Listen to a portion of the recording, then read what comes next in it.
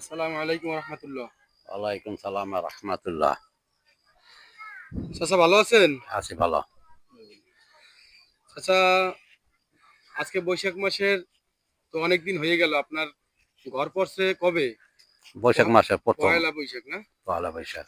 পয়লা বৈশাখ আপনার ঘর পড়ছে এখন পর্যন্ত কোনো ধরনের কোনো সাহায্য কোনো সহযোগিতা? সাহায্য সহযোগিতা নাই। হুম? কোনো সাহায্য সহযোগিতা নাই। কোনো সাহায্য সহযোগিতা পান নাই? না, তো আপনার যেমন ইউনিয়ন পরিষদ বা উপজেলা আহ, কোনো কোনো প্রশাসন কোনোটাই কোনো কিছু সারা কোনো শব্দ কোনো নাই। কোনো- হ্যাঁ? কোনো সারা এভাবে শব্দ কোনো অনুদান পান না, নাই? না না, কোনো আচ্ছা। অনুদান নাই। তো এটার জন্য আসলে আমরা সবাই ব্যথিত।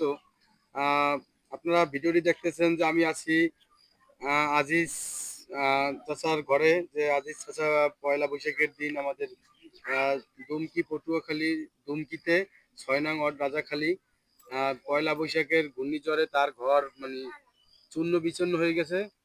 আপনারা দেখতেছেন ভিডির উপরে আমি আছি ভিডিওর উপরে। এই যে ভিডিওটা দেখতেছেন তার ভিডিওটা পড়ে আছে, কিন্তু তার কথা আমি এখন পর্যন্ত কোনো সাহায্য বা সহযোগিতা সে পায় নাই। সে আন্তরিকভাবে আসলে দুঃখ প্রকাশ করছে যে এত দিকে এত সাহায্য সহযোগিতা মানুষ দেয়, কিন্তু আমার কেউই কিছু দিল না। আমি অসহায় মানুষ, আমার ঘরটা এইভাবে যে পড়ে যাবে সেটা আসলে আমার জানা ছিল না।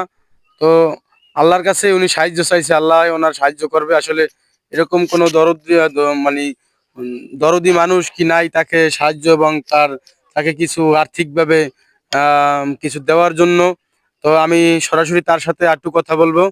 আহ চাচা, এখন আপনার ঘর তুলতে আপনার কত টাকা গেছিল? আপনার যে ঘর তো পুরো নতুন ঘর ছিল, কত টাকা লাগছিল আপনার ঘর তুলতে? ঘর তুলতে 1 লাখ টাকার উপরে গেছে। হ্যাঁ, মানে 1 লাখ টাকা গেছে, প্রায় মেস্তুরি খরচ মিলিয়ে টিলিয়ে প্রায় আরো বেশি টাকা গেছে না? আরো বেশি গেছে এবং মাল সাবানা তো গেছি সব, দুই আড়াই কিছুই লাখ নাই। হুম, হ্যাঁ, 2-2.5 লাখ টাকার মাল আমার গেছে গেছি।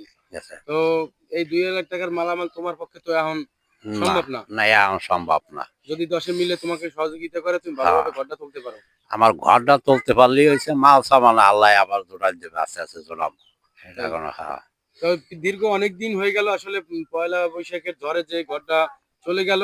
এখন পর্যন্ত আসলে আপনারা দেখতেছেন এখন পর্যন্ত তার ঘর কিছুই সে করতে পারে নাই।